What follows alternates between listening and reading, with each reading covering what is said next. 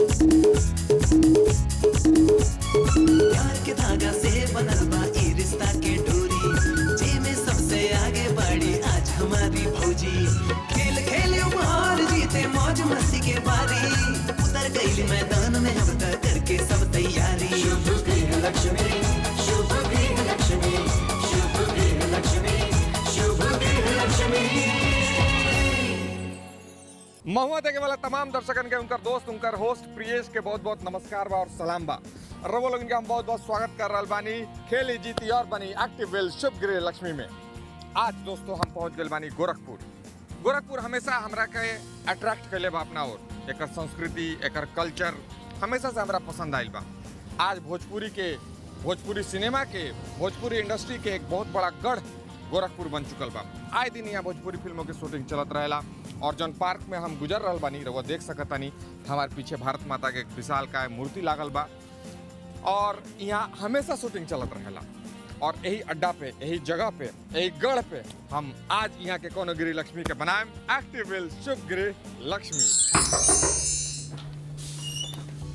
आप नीरज जी हैं? हाँ। नीरज जी रउआ ये बताएं कि महीना में रउआ कितना सिलेंडर खर्चा कर देवे नी? अब महीना में रौरा कम एक सिलेंडर खर्चा करते बानी। एक सिलेंडर रउआ खर्चा कर देवे नी, मगर रौरा के बानी जौन सवाल हम पूछ रहे हैं चुपचाप हमारा ओकरा जवाब दे दिए। अच्छा। ठीक बा? हाँ बा। मोहल्ला के लड़का सरस्वती पूजा मांगेला, रउआ चंदा देवे नी? मांगेला चंदा देवे नी रउआ? देवे नी। देवे नी। सरस्वती पूजा के चंदा के अलावा दुर्गा पूजा के चंदा देवे नी? देवे नी। गणपति पूजा के चंदा देवे नी? देवे नी। मगर रौरा के बानी पहले बताई तो रौरा के बानी काहे की जमा। हम सरकार के ओर से आइल बानी, जौन सवाल पूछ रहे हैं ओकर जवाब दिए। हाँ, ठीक बा? बताई। पानी के बिल जमा करे नी रउआ? हाँ करे बानी। आपन बिजली के बिल जमा करे नी रउआ? हाँ करे बानी। कौन है जी? हाउस टैक्स जमा करे नी रउआ? पता नहीं कौन है? अरे ये तो प्रियेश जी हैं। आइए आइए। अरे भौजी पहचाने नहीं रउआ? हाँ? अच्छा, ऐसे नहीं के भैया पहचानी के तो कंफ्यूज कर देनी है। आइए। नमस्ते भैया। नमस्ते नमस्ते। तो रउआ एकदम हड़बड़ा गई, हिचकिचा गई नहीं कि अरे ई का हो आप रहा पहचाने नहीं? है? तो भौजी रउआ गृह लक्ष्मी है और हम आगे बनी रउआ एक्टिव वेल शुभ गृह लक्ष्मी बनावे। ठीक कुछ है। चुनौतियां हुई, कुछ गेम हुई, ठीक है। कुछ राउंड्स हुई जे हम भौजी के संगे खेलें और ओकरा बाद में इनका इनाम भी मिली, उपहार भी मिली और एक ताज भी मिली। ताज भी एक्टिव, हाँ बिल्कुल। एक्टिव वेल की ओर से एक्टिव वेल शुभ गृह लक्ष्मी। लेकिन ई जे राउंड्स होखेला, गेम्स होखेला, उमें हम पूरा परिवार के इकट्ठा करके पूरा परिवार के साथ में होखेला। हाँ ओकरा बाद भौजी यो रही ना? बिल्कुल यो रही है। मीना हम साथी बाड़े, हम सफर बाड़े सही बात। भी साथ में रही हैं, सही बात। है ना? जैसे कि दूगो बैट्समैन ओपनिंग करे जाला तो इंगे रउआ खाली चल जाए, दूसरा बैट्समैन ना आए तो रन के लिए रनर रख ली इनकरा। ठीक बा। ठीक बा? ठीक बा। तो आई मिलल जाओ कोमल भौजी के परिवार से।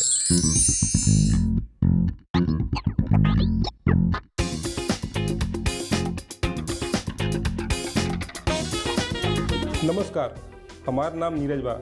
हम कोमल के पति, ये हमार प्यारा बेटा क्यूटू बा। बेटा अंकल को हाय करो। लेकिन कोमल जी है बहुत बढ़िया। जीजो जी का स्वभाव तो बहुत बढ़िया बा। अरे आगे निकाल आप लोग। नमस्ते। नमस्ते। हम हैं अनुराग। और हम हैं दीप्ति अनुराग हम दोनों लोग यहाँ आए बाटी कोमल जी के। और जीजा जी के मदद करे खातिर। तो दोस्तों ई हा कोमल भौजी के परिवार। कोमल जी पूरे परिवार के साथ आज पार्क में रउआ खड़ा बानी। आज ले कभी ये टाइप से खड़ा होके मौका मिलल बा?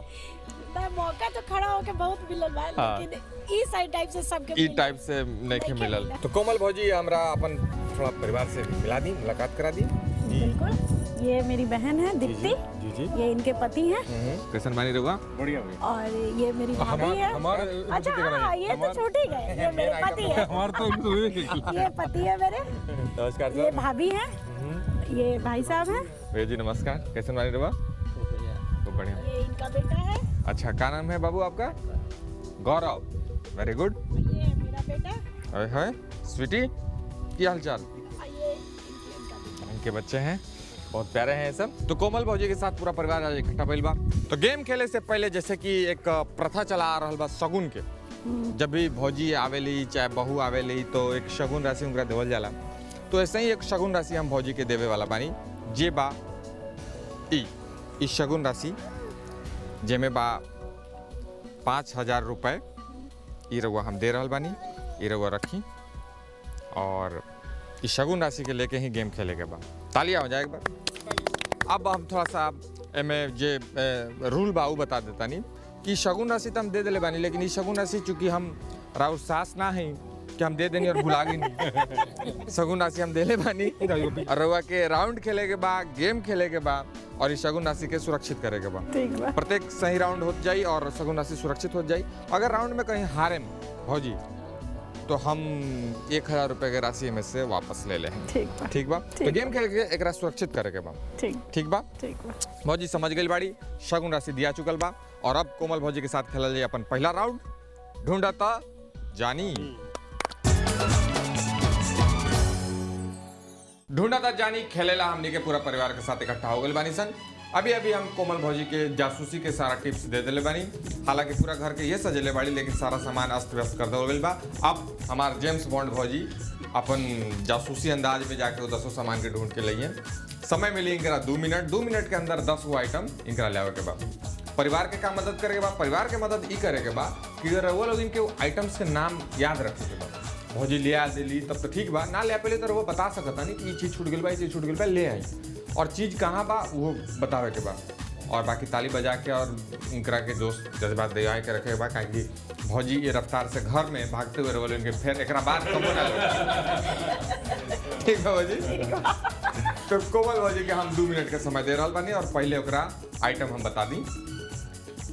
आइटम बा भौजी राउर डोरेमोन टॉय, भैया के सेविंग ब्रश, सफेद और लाल रंग के खिलौना कार, तेंदुलकर का साइन किया हुआ बैट, लाल रंग का सजावट के फूल, फटफटिया के चाबी, तब खोदना, गणेश भगवान के चांदी के पुतला और राउर टीवी के रिमोट, लाल रंग के एक और खिलौना कार। ठीक बा, 10 आइटम याद हो गई। अब हम टाइमर चला रहा बानी। स्टार्ट। भाभी भागी लाई जल्दी इकट्ठा करी सारा सामान। जल्दी जल्दी जल्दी भौजी जल्दी। देख रहल बाड़ी। वाह वाह very good very good very good, ताली बाजे लगो। बहुत अच्छा बहुत अच्छा भौजी, वाह वाह, बड़ा तेजी से सामान निकाल रहा बड़ी भौजी। वेरी गुड वेरी गुड, अरे वाह, 4 आइटम आ चुकल बा। अरे 1000 जीतना है, 1000 जीतना है, 1000 जीतना है, जितना है भाई जितना है, 1 लाख जितना है, जितना है भाई जितना है। 1000 जीतना है। वाह भौजी, फटाफट फटाफट खोजी भौजी खोजी। अब इससे रिमोट रिमोट पटिया के चाबी, रिमोट ले आई। वाह। अब डोरेमोन वाला क्वेश्चन है, डोरेमोन। जल्दी जल्दी भौजी चारों ओर अपने घर में ही तहकीकात कर रहा बड़ी, खोज रहा बड़ी भौजी के। भौजी लेकिन टीवी के रिमोट ना, टीवी के रिमोट ना, टीवी के रिमोट ना, टीवी के रिमोट चाहिए। भौजी खोज रहा बड़ी पलंग के नीचे, तो वो देख सकता है पलंग के नीचे तकिया पलट के चादर खोल के खोज रहा बड़ी, खोज रहा पूरा भाग हाथ करा के जाए मम्मी के। 1.5 मिनट में चुकल बा, 1 मिनट 32 सेकंड हो चुकल बा। भौजी जल्दी खोजी। ओहो भौजी समय निकल रहा बा, 1 मिनट 40 सेकंड। आइटम तो बहुत कम आ गई बा अभी, और आइटम के गुंजाइश बा यहाँ।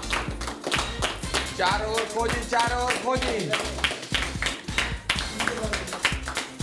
खोजी खोजी खोजी खोजी। भैया भाभी के मदद करी भौजी, भैया के मदद नहीं, ओवन खोल के देखी का मिलल, निकाली जल्दी टीवी के रिमोट मिला। और समय समाप्त, समय समाप्त, समय समाप्त भौजी। 2 मिनट का समय समाप्त हो चुकल बा और भौजी हाफत हाफत आखिरी सामान भी लेके आ गई बाड़ी। भौजी देखी आइटम जन बतैले रहने सब रउआ लेके आइल बानी। कौन सा आइटम छूट गई बा और कौन सा आइटम रह गई बा और कौन सा आइटम हमार लिस्ट से टैली कर रहा बा, ये सब देखे के होई, वो मिलान हो जाई। ओकरा बाद ये तय हो जाए कि भौजी के 1000 रुपए के शगुन राशि सुरक्षित हो जाए, मिली कि ना मिली। तो एकदम समझ गया। तो ये सब जानल जाए एक छोटा सा ब्रेक के बाद। हमने के ब्रेक पे जाए सन और ब्रेक से जब वापस आए सन तो भौजी के साथ आगे और भी बातचीत हुई, जे लोग के सुने के मिली, भौजी के बारे में जाने के मिली। ओकरा बाद हम बताएं कि भौजी कहाँ तक पहुँचल बाड़ी, शगुन की राशि इनकरा मिल रहा बा कि ना मिल रहा, सब तमाम बातें हुई। लेकिन एक छोटा सा ब्रेक के बाद रवो कहीं मत जाए, तो देखते रहे प्रोग्राम एक्टिव विल शुभ गृह लक्ष्मी। शुभ